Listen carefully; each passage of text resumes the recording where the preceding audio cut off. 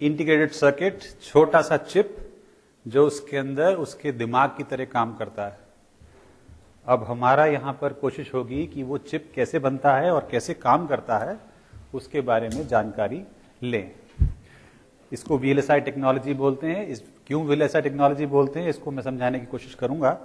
और इसकी एक लैब हमारे फिजिक्स डिपार्टमेंट में एग्जिस्ट करती है, जहां पर कि हम बच्चों को कैसे वो चिप को डिजाइन करते हैं अलग अलग रिक्वायरमेंट्स के हिसाब से, उसके बारे में जानकारी देते हैं।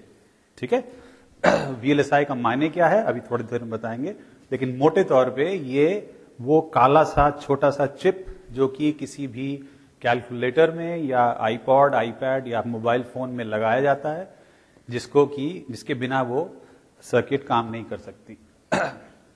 अगर इसकी टाइमलाइन देखें कि कैसे कैसे इसका इजाद हुआ या कैसे कैसे इसके बारे में कार्रवाई हुई, तो ईसा से 500 साल पूर्व से ही इस पे ऐसी मशीन बनाने की कार्रवाई शुरू से चलती आई है, जिससे कि हम सिर्फ अपने दिमाग में गणना ना करें या उंगलियों पे गणना ना करें, कोई मशीन लेके गणना करें। जो आप सभी जानते हैं, अबैकस करके एक छोटा सा टूल होता है जो कि चाइनीज ओरिजिन का है, जिसमें कि कुछ मोती पिरोए होते हैं एक लकड़ी के ऊपर और डंडी के ऊपर, और उसको इधर उधर करके हम उसको काउंटिंग करते हैं। तो एक तरह की छोटी सी मशीन है जो कि ऐड सब्ट्रैक्ट करने के काम में आती है। 1821 के आसपास मैकेनिकल कंप्यूटर जिसमें कि गियर्स वगैरह मूव करके कोई कैलकुलेशन होती है, मैं आगे आगे उसके चित्र दिखाऊंगा, और वो कम से कम इस कमरे के बराबर हुआ करता था। उसके बाद 1939 में पहला इलेक्ट्रिकल वर्जन उस कंप्यूटर का, वो कंप्यूटर कोई खास काम करने वाला कंप्यूटर नहीं होता था, सिर्फ ऐड सब्ट्रैक्ट मल्टीप्लाई करने वाले, इससे ज्यादा काबिलियत नहीं। आपका कैलकुलेटर शायद ज्यादा ताकतवर है आज की डेट में जितना कि ये जिनके बारे में मैं 1821 या 1939 के बारे में बता रहा हूं, ये सब बहुत साधारण काम करने वाले थे, लेकिन मानव ने इसकी कल्पना करी और इसकी संरचना करने की कोशिश करी। तो पहली बार इलेक्ट्रिकल इक्विपमेंट यूज करके उसको बनाने की कोशिश की गई। 1971 में पहला ईमेल भेजा गया। ये सब जो है ये अमेरिका की बात की जा रही है। इंडिया में इसमें 10 साल और 15 साल और जोड़ दीजिए। तो पहला अमेरिका में ईमेल, जिसको कि आज सभी लोग यूज करते हैं, 1971 में भेजा गया। 1973 में first computer with graphical user interface. आप सब विंडोज यूज करते हैं, आपको पता है आइकन्स हैं, प्रेस करिए कुछ ना कुछ यूटिलिटी खुल जाती है, तो उसको बोलते हैं ग्राफिक यूजर इंटरफेस, यानी चित्र के द्वारा किसी भी कार्रवाई के बारे में दिखाया जाए, कुछ शब्दों के द्वारा नहीं। पहले जो कंप्यूटर आते थे उसमें हर चीज शब्दों में देनी पड़ती थी। आज की डेट में कोई पढ़ा लिखा नहीं भी है, लेकिन उस चित्र को पहचानता है, तो क्लिक करता है और बहुत सारा काम आपका हो जाता है। और उसके बाद 1975 में पहला अफोर्डेबल कंप्यूटर, यानी जो कि एक आदमी की तनख्वाह में या 5-7 साल की तनख्वाह में खरीदा जा सके, उस तरह का कंप्यूटर जिसको हम आज की डेट में पीसी या लैपटॉप कहते हैं, उसका पहला वर्जन 1975 में आया। वो भी ऐसा था कि शायद आपको पूरी एक कार लेके उसमें लेके जाना पड़े, क्योंकि बहुत बड़ा और ज्यादा पावर कंज्यूमिंग था।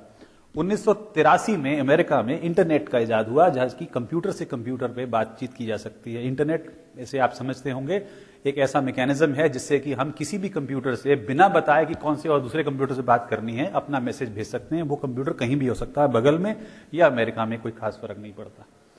और 1994 में, ये सब अमेरिका का बता रहा हूं, इसमें 10 साल और जोड़ सकते हैं, वेब सर्फिंग शुरू हो गई, यानी जिसको इंटरनेट आप समझते हैं कि गूगल किया या क्रिकइन्फो किया और क्रिकेट मैच का स्कोर पता कर लिया। ये सब जो काम है इसे वेब सर्फिंग बोलते हैं, यानी वेब के ऊपर आप तैरते रहिए और पता करते रहिए जो भी इंफॉर्मेशन आपको चाहिए, उसको वेब सर्फिंग बोलते हैं। 1994 में चालू हुई।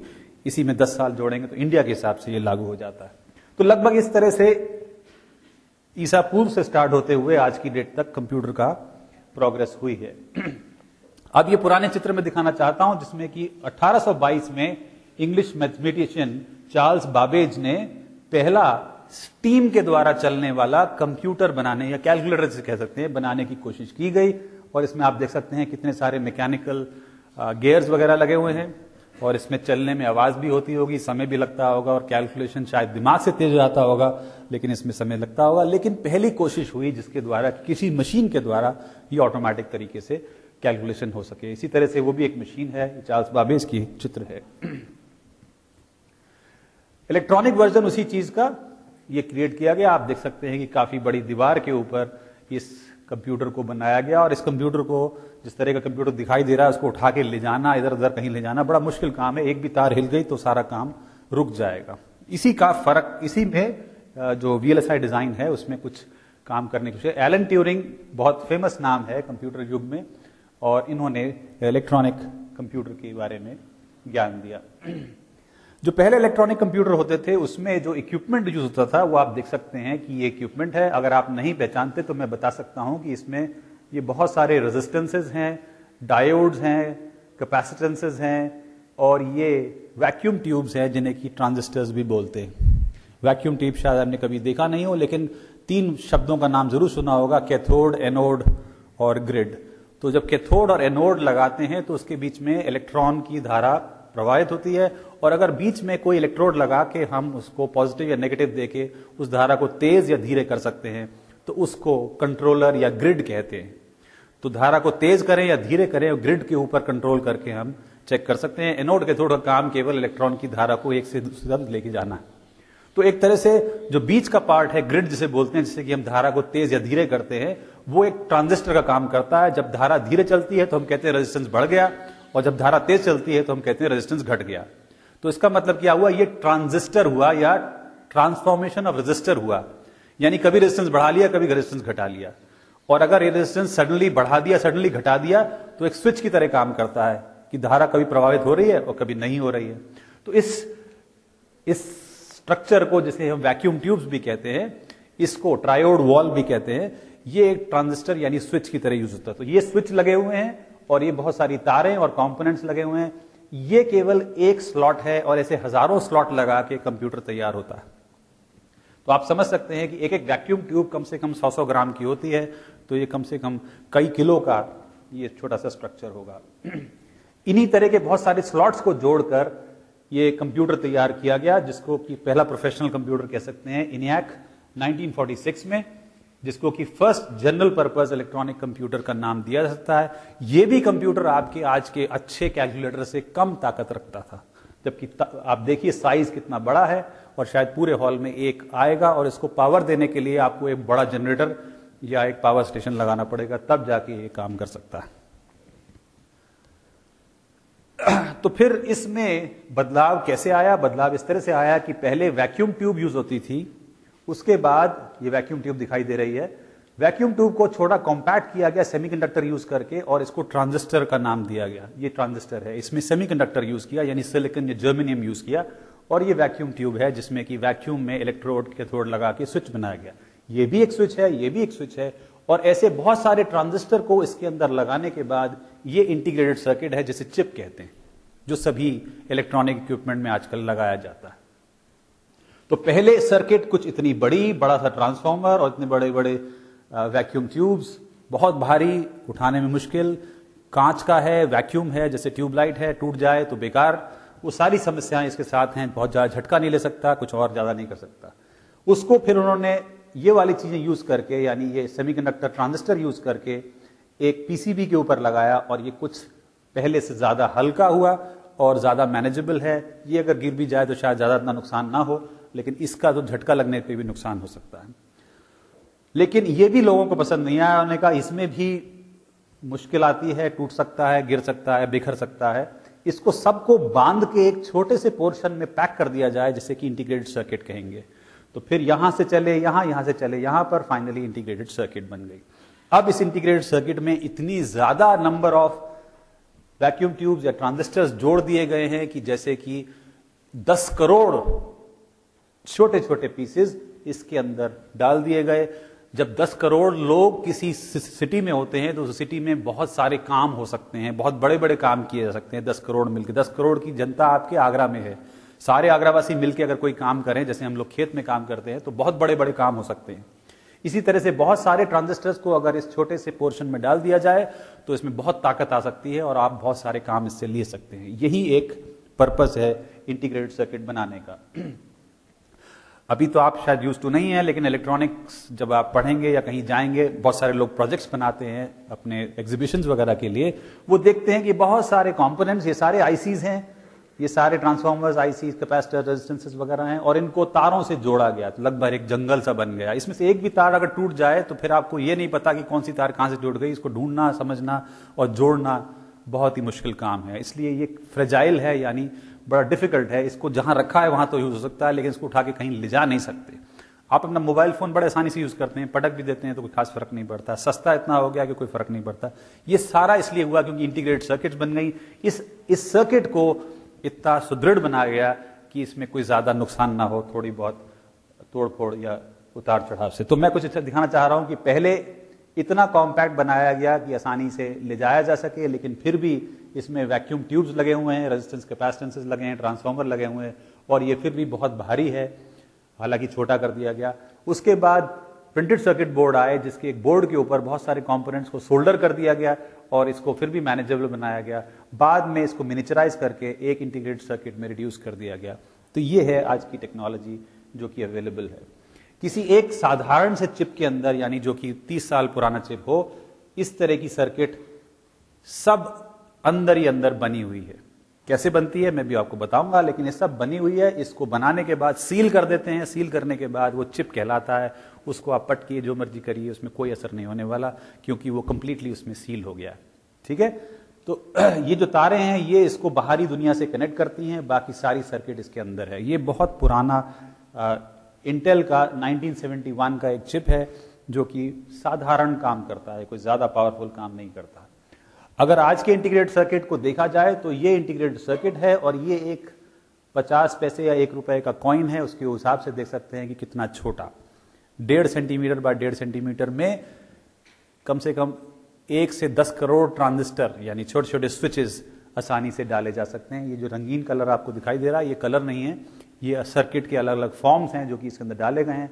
आप शायद इसके अंदर एक साधारण ट्रांजिस्टर को देख भी नहीं पा रहे हैं, क्योंकि इतना ज्यादा डेंस है। जैसे समझ लिए कि आप 50 किलोमीटर ऊपर जाके आगरा को देखें तो किसी एक आदमी को देख नहीं पाएंगे, सिर्फ हरा और पीला और सलेटी सा दिखाई देगा। जहां सलेटी है मकान बने हुए हैं, पीला है तो मैदान है, और हरा है तो घास फूस है। इससे ज्यादा कुछ नहीं देख पाएंगे।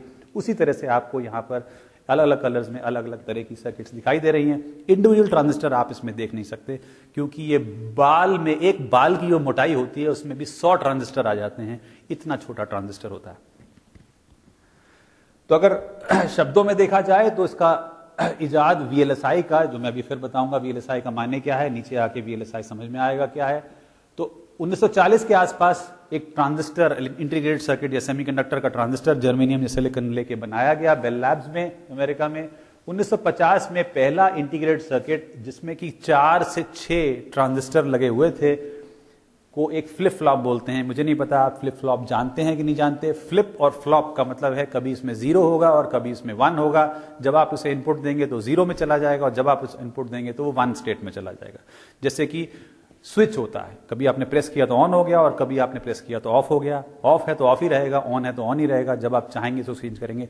इसको एक इलेक्ट्रॉनिक सर्किट में बांधा जाए, इसको एक फ्लिप फ्लॉप बोलते हैं। फ्लिप फ्लॉप, फ्लिप फ्लॉप, यानी दोनों साइड में वो कर सकता है। तो पहला आईसी केवल एक सिंगल फ्लिप फ्लॉप, जो कि 6 से 8 ट्रांजिस्टर के द्वारा बनाया जा सकता है, बनाया गया था। 1960 में स्मॉल स्केल इंटीग्रेशन, जिसमें करीब 10 ट्रांजिस्टर लगाए गए, उसको हमने बोला एसएसआई, स्मॉल स्केल इंटीग्रेशन।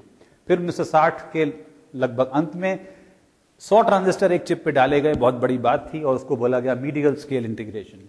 1970 के आसपास 1000 ट्रांजिस्टर एक चिप पे डाले गए, उसको बोला गया लार्ज स्केल इंटीग्रेशन या एलएसआई।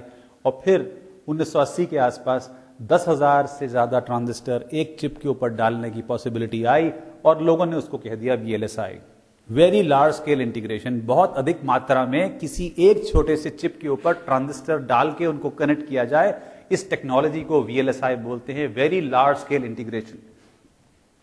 इसमें करीब 10,000 से 1 लाख ट्रांजिस्टर्स तक डाले गए हैं। आज की डेट में अब आप इसको करें तो इकाई, दहाई, सैकड़ा, हजार, 10,000, लाख, 10 लाख, करोड़, 10 करोड़, 100 करोड़, यानी 1 अरब ट्रांजिस्टर एक छोटे से चिप, जिसकी की चौड़ाई लंबाई 2 सेंटीमीटर बाय 2 सेंटीमीटर के करीब होती है, उसमें डाले जा सकते हैं। 2 सेंटीमीटर बाय 2 सेंटीमीटर में 10 करोड़ से 1 अरब ट्रांजिस्टर डालें, तो सोचो कि एक ट्रांजिस्टर का साइज क्या है, और वो ठीक से काम करता है और आपस में कनेक्टेड है और कोई इलेक्ट्रॉनिक सर्किट को बना रहा है। इतनी छोटी जगह पर एक ट्रांजिस्टर को ठीक से बना पाना अपने आप में एक बहुत कॉम्प्लिकेटेड प्रोसेस है, और इस प्रोसेस में जब सफलता हासिल करी तभी ये वर्ड वीएलएसआई या अल्ट्रा लार्ज स्केल इंटीग्रेशन नाम बहुत पॉपुलर हुआ। आज की डेट में कंप्यूटर हमें मदद करता है इन तरह की सर्किट्स को डिजाइन करने और टेस्ट करने में, इसीलिए आज आसानी से कोई भी थोड़ी सी ट्रेनिंग के साथ बना सकता है। तो अगर इस युग को देखा जाए तो ये युग की प्रोग्रेस आप पढ़ नहीं सकते, इसको मैं अलग से बताऊंगा। इस युग की प्रोग्रेस आप देखें तो इस कर्व की तरह हुई है, शुरू में बहुत स्लो और फिर एकदम से बड़ी तेज, क्योंकि कहाँ एक दो ट्रांजिस्टर से 1 अरब ट्रांजिस्टर अगर हम एक चिप के ऊपर डालें तो प्रोग्रेस कुछ ऐसी ही दिखाई देगी। इनमें से कुछ चीजें आप देख सकते हैं, याद करते हैं, समझते हैं। ये एक इंटीग्रेटेड सर्किट है, ये पुराने तरह का कंप्यूटर है, ये बहुत ही पुराने तरह का पोर्टेबल कंप्यूटर है। ये सब पोर्टेबल कंप्यूटर दिखाई दे रहे हैं, इंटेल 386, ये आईसीज वगैरह बनाए, कॉम्पैक्ट डिस्क वगैरह यहाँ पर आई, और उसके बाद मोर मॉडर्न चीजें जो आपको दिखाई दे रही हैं यहाँ पर आप देख सकते हैं। आपके मोबाइल म्यूजिक सिस्टम्स या पीसीज या मॉडर्न लैपटॉप्स, ये सब आज की डेट में प्रोग्रेस हो रही है, और आप देख सकते हैं कि कर्व बड़ी तेजी से ऊपर को जा रहा है। इसके पीछे, इस कर्व के पीछे एक इंसान जिसने कि इंटेल कॉरपोरेशन बनाया, या इंटेल कॉरपोरेशन यानी वो इंडस्ट्री जो सबसे ज्यादा चिप बनाती है, जो सारे कंप्यूटर्स में लगभग सभी कंप्यूटर्स में इंटेल का एक चिप होता है। पेंटियम नाम सुना होगा आपने, वो पेंटियम जो कंप्यूटर का चिप है वो इंटेल कॉरपोरेशन बनाता है। पहला आईसी भी इंटेल ने ही बनाया था। इंटेल के स्टार्ट करने वालों में से एक थे गॉर्डन मूर, और उन्होंने उस समय 1970-80 में उनको लगा कि जिस तरह से प्रोग्रेस हो रही है, शायद ये प्रोग्रेस ऐसे ही अगर चलती रहे तो बहुत अच्छा होगा। उन्होंने कहा कि मुझे लगता है कि कितने ट्रांजिस्टर एक चिप में आएंगे, ये लगभग हर साल डबल हो जाएगा। ये साधारण सी बात उन्होंने 1980 में कही थी, लेकिन वो कुछ ऐसी बात लगी जैसे कि हमेशा के लिए वो सही हो गई। अगर आप प्रोग्रेस देखें 1960 से लेकर 2010 तक, तो लगभग एक सीधी लाइन को ये प्रोग्रेस कर रहा है। 1, 10, 100, 1000, 10,000, 1 लाख ट्रांजिस्टर्स को जोड़ते ये करीब 10⁹ यानी 1 करोड़ 10 करोड़ ट्रांजिस्टर के बराबर यहां पर पहुंच गया। इनमें से बहुत सारे नाम आप जानते होंगे, पेंटियम प्रोसेसर्स, आइटेनियम प्रोसेसर्स, ये सब अवेलेबल हैं। 1G, 2G ये समझते होंगे, मोबाइल फोन की जनरेशन्स हैं, 1G, 2G, 3G, 4G, बहुत सारे स्कैम्स भी हुए, बहुत सारी टेक्नोलॉजी भी आई। आपके वो फोन जिसमें कि मल्टीमीडिया यानी आप मूवीज को ट्रांसफर कर सकते हैं, वो 3rd जनरेशन मोबाइल फोन्स हैं, और जिसमें केवल टेक्स्ट प्रोसेस कर सकते हैं, वो 2nd जनरेशन मोबाइल फोन्स हैं। तो ये मूर्स लॉ बहुत पॉपुलर मूर्स लॉ है। किसी से वीएलएसआई में बात करेंगे तो मूर्स लॉ की बात शुरू की जाएगी। इसमें कहा जाएगा कि the density of transistors double every year, हर साल कितने भी ट्रांजिस्टर उसमें डालते हैं उससे दुगने हो जाते हैं। अगर पहले 20 डालते थे तो 40 हो जाएंगे, 100 डालते थे तो 1000 हो जाएंगे, इस तरह से करके डबल ट्रांजिस्टर्स हो जाते हैं। इसी को कई तरह से देखा जा सकता है, ये भी ईयर दे रखा है, और कैलकुलेशंस पर सेकंड पर $1000 आप 50,000 के करीब होता है। तो अगर आप देखें तो द कैलकुलेशन की कॉस्ट जो है वो कम से कम होती जा रही है।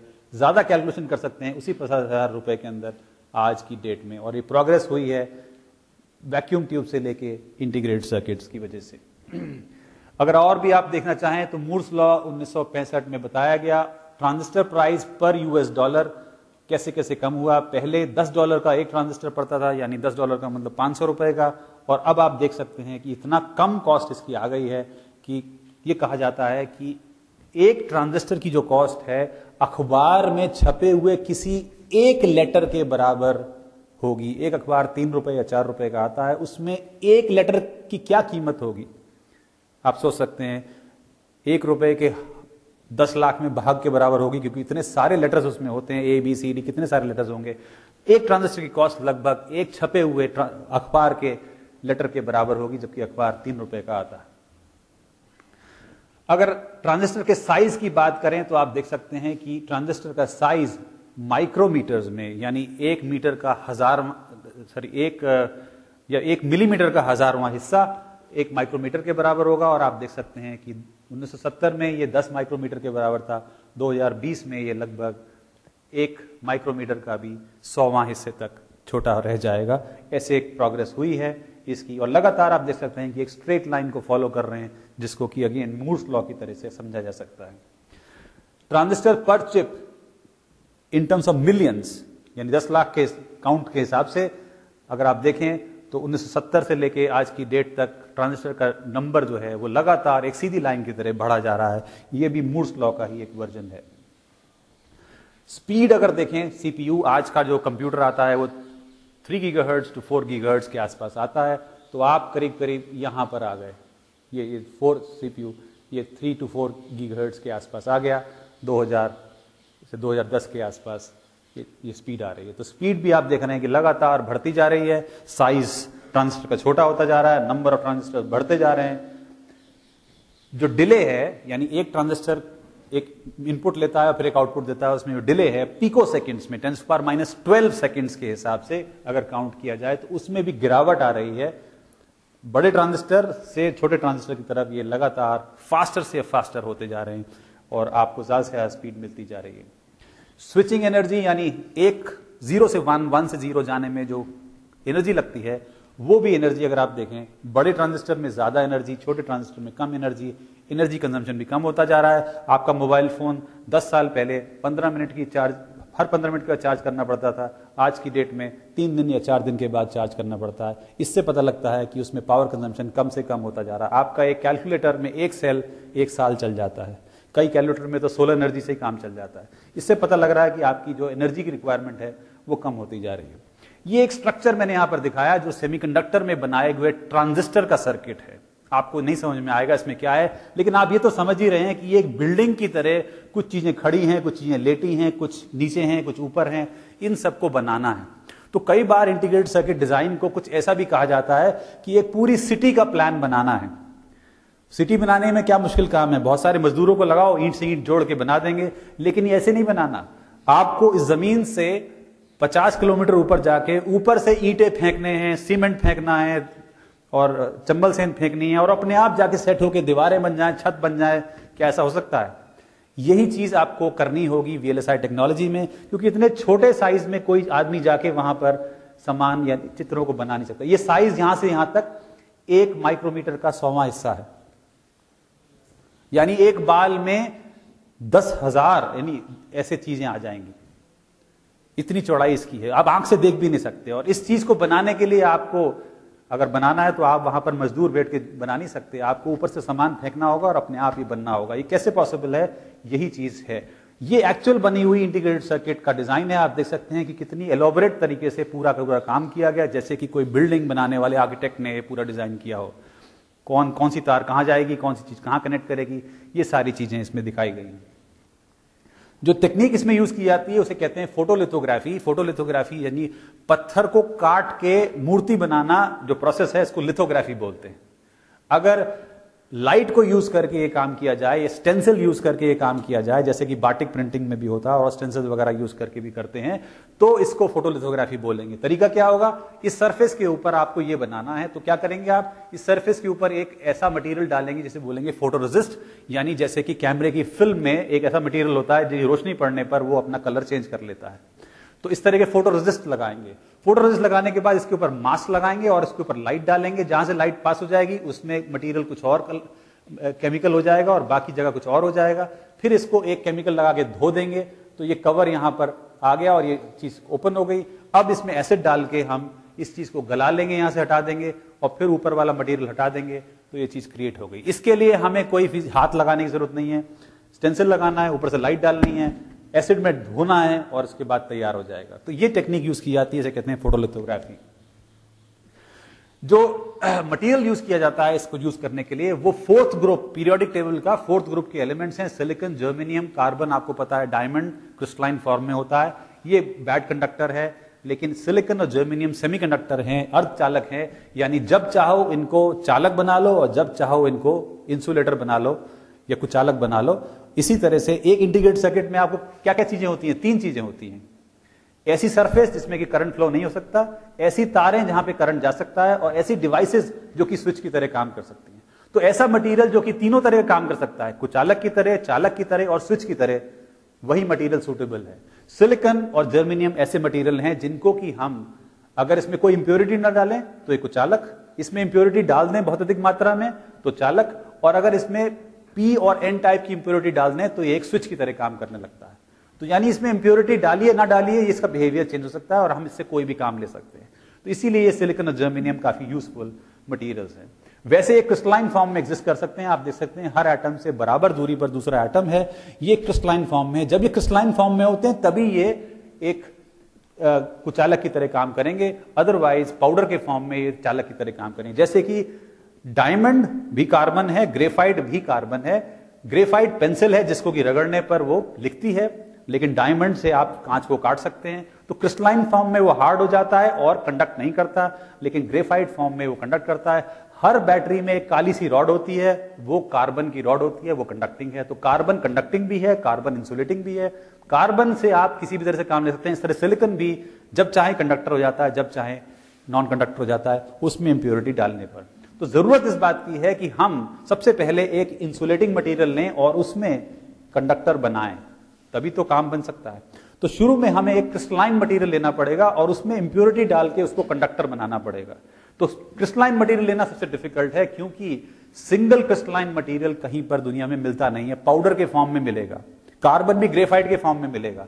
वो डायमंड बनाने के लिए माइंस में या जमीन में दबे हुए हजारों साल के बाद वो डायमंड बनता है, साधारण फॉर्म में वो डायमंड नहीं है। तो सिलिकॉन मट्टी में बहुत अधिक मात्रा में है, लेकिन क्रिस्टलाइन सिलिकॉन नहीं आसानी से मिलता। सोलर पैनल महंगे इसलिए हैं क्योंकि उसमें जो सलेटी रंग की डिस्क लगी हुई है वो क्रिस्टलाइन सिलिकॉन है, वो बहुत महंगी है। तो सिलिकॉन को बनाने के लिए पहले सिलिकॉन को प्योरीफाई किया जाता है, फिर उसे मेल्ट किया जाता है और फिर उसको धीरे धीरे करके बाहर निकाला जाता है, जिससे कि वो एक के बाद एक से सटते सटते सटते पूरा क्रिस्टलाइन फॉर्म में बन जाए। ये बहुत स्लो प्रोसेस है और बहुत महंगा भी है।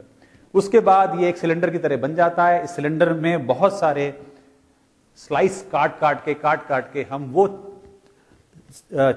डिस्क बना लेते हैं जो कि सोलर पैनल में लगी होती हैं, 4 से 6 इंच चौड़ी और बहुत ही पतली।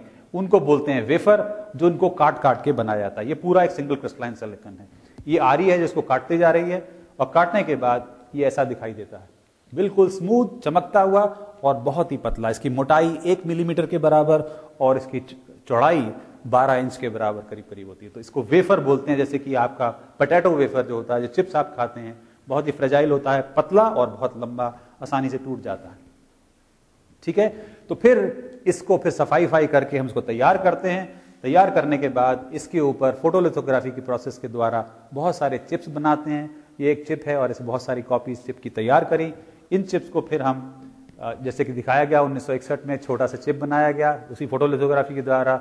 1963 में थोड़ा और कॉम्प्लिकेटेड, 1967 में इससे भी ज्यादा कॉम्प्लिकेटेड बनाया गया और फिर 1970 में अगर आप देख सकते हैं कि एक मेमोरी बनाई गई जो कि 1000 बिट स्टोर करती है। आज जो मेमोरी आपके लैपटॉप में लगी होती है वो 4 गीगाबिट्स की होती है, 10 की पावर 9, और यहां पर है 10 की पावर 3, यानी एक छोटे से चिप में 10 की पावर 3 मेमोरी आएगी। और आज की डेट में जो आपको अवेलेबल है वो 10 की पावर 9 के बराबर मेमोरी आ जाती है एक चिप में। तो यह बहुत पुराना है, 1970 का। आज की डेट में इससे काफी प्रोग्रेस हुआ है। ये पहला माइक्रो प्रोसेसर है जो कि दिखाया गया 1971 में। आप देख सकते हैं इतना कॉम्प्लिकेटेड हो गया जिसको देखना मुश्किल, और 1972 में और कॉम्प्लिकेटेड, और 1974 में आप देख सकते हैं कि पूरी एक नगर या सिटी के बराबर इसमें छोटे छोटे ट्रांजिस्टर जोड़ जोड़ के सर्किट बनाई गई। आज की डेट में तो आप उस ट्रांजिस्टर को देख ही नहीं सकते। सब ये कह सकते हैं कि यहाँ पर एक कंट्रोलर है, एक मेमोरी है, एक मोशन एस्टिमेटर है, एक सिग्नल प्रोसेसर है, बस बड़े बड़े नाम हैं और इसके अंदर बहुत छोटे छोटे सर्किट्स लगाए गए। तो अगर हम देखें 25 साल पहले 10 माइक्रोमीटर का एक ट्रांजिस्टर बनता था और उसके बाद सब इसको एक माइक्रोमीटर या माइक्रोलिथोग्राफी या माइक्रो इलेक्ट्रॉनिक्स बोलते हैं। सब माइक्रोन में 1 माइक्रोन तक, डीप सब माइक्रोन में 0.35 माइक्रोन का ट्रांजिस्टर। आज की डेट में 0.25 माइक्रोन से 0.15 माइक्रोमीटर का ट्रांजिस्टर बनता है। अभी आपने डॉक्टर विशाल साहनी की टॉक सुनी होगी, उसमें नैनो की वर्ड यूज किया गया।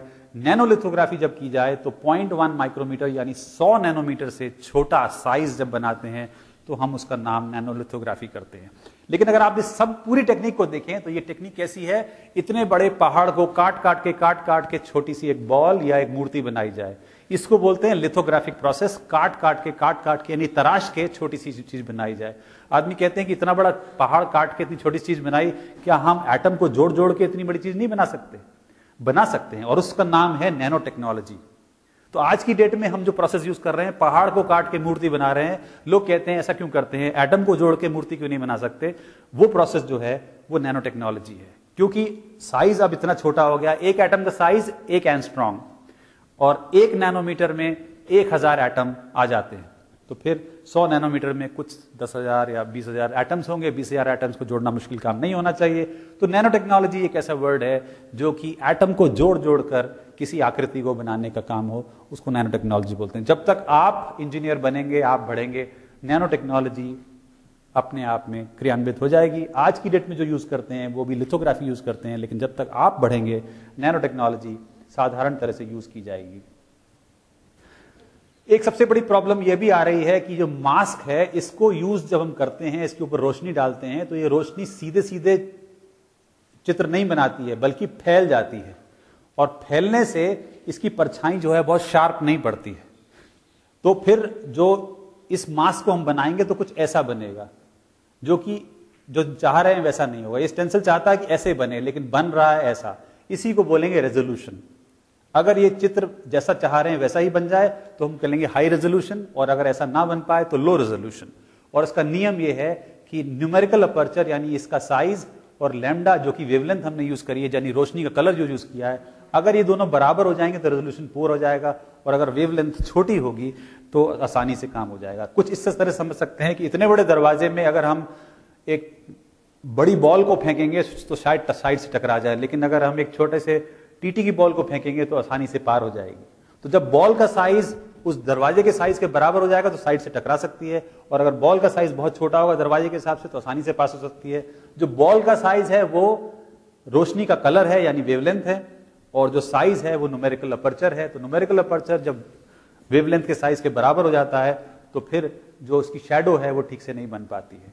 इसलिए हमें लगातार चेंज लिथोग्राफी में करना पड़ता है, और ये स्ट्रक्चर्स बनाने की काबिलियत बनानी पड़ती है। और आगे जाके हम देखेंगे कि जो लिथोग्राफी प्रोसेस है वो डायरेक्टली इलेक्ट्रॉन बीम यूज करके लिखने की कोशिश की जाएगी।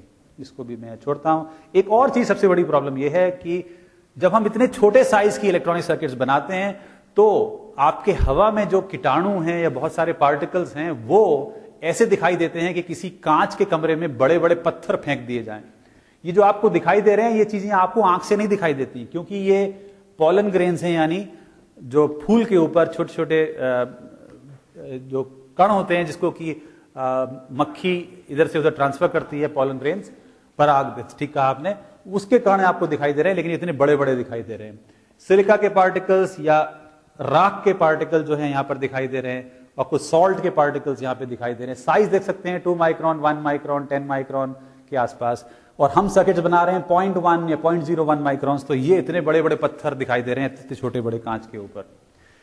ये दिखाई दे रहा है पराग के कण इस सर्किट के ऊपर। आप देख सकते हैं कि अगर एक पराग का कण भी सर्किट बनाते हुए बीच में आ गया तो वो इस सर्किट को खराब कर देगा। इसलिए बहुत जरूरी होता है कि ये चिप को बनाते हुए हम ऐसे कमरे में काम करें जो कि एक्सट्रीमली क्लीन रूम कहलाता हो, जिसमें किसी भी तरह का कोई भी चीज, बाहरी चीज ना आ सके। ये दिखाई दे रहा है, हमारे बाल एक सर्किट के ऊपर रखे जाएं तो देखिए कितने बड़े लोहे की रॉड की तरह दिखाई दे रहा है। एक बाल भी अगर इस पे गिर जाए तो ये इसको डिस्ट्रॉय कर सकता है। ये हमारी चमड़ी से निकलने वाली खाल का पीस है, ये देखिए फ्लेक्स ऑफ स्किन है यार, या ये नेल पॉलिश का पार्ट है जो साधारण किसी के हाथ से भी निकल सकती है। ये बॉल पॉइंट के ऊपर एग्जिस्टिंग पार्टिकल्स दिखाई दे रहे हैं। ये सब बहुत डेंजरस हैं सर्किट बनाने के लिए, और इन सब से पीछा छुड़ाना पड़ता है। इसलिए हमारे पास बहुत स्पेशलाइज क्लीन रूम्स बनाने पड़ते हैं इन सर्किट्स को बनाने के लिए, इसीलिए इसकी कॉस्ट इतनी ज्यादा आती है। तो इस क्लीन रूम में हम इंश्योर करते हैं कि मुंह से, सांस से निकलने वाले पानी के पार्टिकल्स भी ना निकलें, पूरी तरह से इसे ढका जाता है। ये दिखाई दे रहा है किसी सर्किट के ऊपर कोई फॉरेन पार्टिकल, देखिए कैसे जाल सा बन गया इसके ऊपर, कहां से आया नहीं जानते। ये किसी क्या कहते हैं, मकड़ी के द्वारा बनाए गए जाले का पार्ट दिखाई दे रहा है। आप देख सकते हैं कि कैसे इस सर्किट के ऊपर ये लोहे की रॉड्स की तरह दिखाई दे रहे हैं। एक और खास चीज है कि हम मोबाइल फोन्स या कंप्यूटर्स की तो बात करते हैं कि क्या ऐसा भी हो सकता है कि हम इस इलेक्ट्रॉनिक्स का फायदा अपने इंसान की जो कमियां रह जाती हैं, यानी इस आदमी के पैर नहीं है तो हमने इसको आर्टिफिशियल पैर लगा दिए, अगर हमारी आंख ना हो, हमारा कान ना हो, तो क्या हम इलेक्ट्रॉनिक्स को यूज करके देख सुन सकते हैं? क्या ऐसा कुछ हो सकता है? अगर ऐसा कुछ हो सकता है तो उसको बोलते हैं न्यूरल प्रोस्थेसिस, यानी एक आर्टिफिशियल अंग लगा के हम वो चीज देख सकें। अगर आप पैदा होते ही अंधे हैं या आप कान से सुन नहीं सकते, तो क्या कोई तरीका है आपके पास इलेक्ट्रॉनिक्स लगा के आपके ब्रेन को कन्वे किया जाए कि भाई ये चीज दिखाई दे रही है आपको, ये आप देख लीजिए? उसके लिए क्या जरूरी होगा? उसके लिए जरूरी होगा कि ब्रेन कैसे काम करता है ये समझ लें और फिर इलेक्ट्रॉनिक सिग्नल्स ब्रेन को दें और वो उसको समझ सके। तो हार्ट में पेसमेकर लगाया जाता है। जब हार्ट आपका कमजोर हो जाता है तो यहां पे एक इलेक्ट्रॉनिक डिवाइस लगा दी जाती है जो हार्ट को लगातार पंप करने की ताकत देता है, उसको बोलते हैं पेसमेकर। जो लोग बूढ़े हो जाते हैं और उनका हार्ट अटैक होता है तो उनको अक्सर पेसमेकर यहां पे लगा दिया जाता है। बहुत सारे लोग चल नहीं सकते तो उनको मस्कुलर इंप्लांट्स लगाते हैं, मैं इसके बारे में भी दिखाऊंगा। बहुत सारे लोग सुन नहीं सकते क्योंकि उनके कान के अंदर का जो मशीन है वो बीमारी से खराब हो गई या कुछ और होगा, तो उसमें कॉक्लियर इंप्लांट करके लगाते हैं। आंख का रेटिना अगर अब खराब हो जाए तो उसमें एक कैमरा लगा के हम आंख को तैयार कर सकते हैं, उसको बोलते हैं रेटिना इंप्लांट। अगर आंख से ब्रेन तक जाने वाली नर्व खराब हो जाए तो फिर हम ऑप्टिक नर्व इंप्लांट कहते हैं। और अगर सीधे मस्तिष्क में हम डायरेक्टली इनपुट देना चाहें तो उसको बोलेंगे कॉर्टिकल इंप्लांट। मैं इसके बारे में थोड़ा सा आपको क्विकली दिखाता हूं, 2-1 मिनट लगेंगे। ये वो लड़की है जो कि पैदा होते ही इसके पैर में इतनी ताकत नहीं थी कि वो खड़े हो सकते, इसका पैर कांपता था। तो उन्होंने ये किया कि ब्रेन में से एक सिग्नल निकाल के इसके पैर में वो तार लगा दी जिससे कि उसको इनपुट मिलने थे, क्योंकि वहां से जो उसकी कोशिकाएं थी वो बीमारी से खराब हो गई थी, तो ब्रेन उसके मसल्स को कंट्रोल नहीं कर पा रहा था। तो उन्हें आर्टिफिशियल तारें डाल के उसकी मसल्स को इनपुट दी। उसके बाद बड़ी होने के बाद जो लड़की देखिए साधारण तरह से काम कर रही है। तो ऐसा पॉसिबल है इलेक्ट्रॉनिक्स के द्वारा, इलेक्ट्रॉनिक चिप्स बना के, क्योंकि पावर भी बहुत कंज्यूम करते हैं, छोटे भी बहुत होते हैं, हम ऐसा पॉसिबल है कि यहां से ब्रेन से सिग्नल्स लेके उसके पैरों में लगा दें और उसको काम में ला सकें। मैं इसका एक वीडियो भी आपको दिखाऊंगा।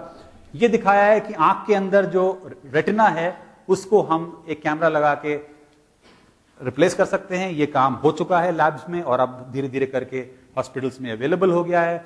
यहां से जाने वाली ऑप्टिक नर्व के ऊपर भी क्लैंप लगा के इनपुट दी जा सकती है और डायरेक्ट कॉर्टेक्स में कुछ वायर्स लगा के, यानी ब्रेन में डायरेक्ट वायर्स लगा के भी हम बहुत सारे सिग्नल्स डाल सकते हैं। कान की अगर ये मशीन, जिसे कॉक्लिया कहते हैं, अगर वो खराब हो जाए उसको भी रिप्लेस किया जा सकता है। ये तो हमारे दिल्ली में एम्स में भी ये पॉसिबल है कि वो किया जा सकता है। ध्यान रखें, सुनाई न देने के 2 तरीके। एक बाहर से मशीन लगा के आप एम्पलीफाई करते हैं और उसको सुना देते हैं, लेकिन उसके लिए जरूरी है कि कान के अंदर एक कॉक्लिया करके मशीन होती है, वो सही होनी चाहिए। अगर वो भी खराब हो गई तो आप कभी जिंदगी में सुन नहीं सकते। उसको सुनने के लिए एक आर्टिफिशियल चिप लगा के हम इनपुट लगा सकते हैं। मैं इसको भी दिखाने की कोशिश करता हूं आपको 1 सेकंड में। सबसे पहले कॉक्लियर इंप्लांट आपको दिखाता हूं।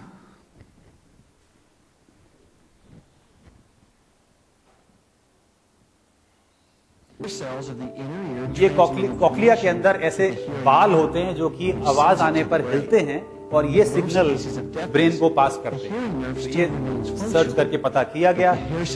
इसको रिप्लेस करेंगे इलेक्ट्रॉनिक से और आप देखिए कैसे। ये कान में आवाज गई, यहाँ पे एक मशीन लगी हुई है जिसने इसको सुना, प्रोसेस किया और तैयार किया ब्रेन के लायक, और फिर इसको यहाँ से ट्रांसमिट करके सिर के बाहर लगी हुई मशीन में ले गए, उससे ट्रांसमिट करके दिमाग के अंदर लगाई गई एक इंटीग्रेटेड सर्किट या आईसी में उसको ट्रांसफर किया। उसने उसको रिसीव किया और रिसीव करने के बाद तार के द्वारा यहाँ पर लाए और ये कॉक्लिया जो होता है, जो कि सबके पास नॉर्मली जो आसानी से सुन सकते हैं उसके पास होता है, वहां पर ले आए और वहां पर ये चिप लगा दिए गए जो कि इनपुट लेकर उन कोशिकाओं यानी न्यूरॉन्स को ये पास करता है और ये न्यूरॉन्स फिर उसको ले जाके ब्रेन के अंदर वहां ले जाते हैं जहां पर सुनाई देता है और आपको सुनने का आभास होता है। ये चीज अगर आपके पास नुकसान हो गया तो फिर हम इस चीज को इलेक्ट्रॉनिक के द्वारा ठीक कर सकते हैं। तो ये था कान की रिपेयर जो पॉसिबल है। अब आंख का कैसे रिपेयर हो सकती है मैं आपको दिखाने की कोशिश करता हूं। ये सब तभी पॉसिबल है क्योंकि हम ऐसे इलेक्ट्रॉनिक सर्किट्स बना पाते हैं जो कि बहुत छोटी हैं और उनका काम वही है जैसे कि ब्रेन का काम है, और वो पावर जो कंज्यूम करते हैं वो बहुत कम पावर कंज्यूम करते हैं।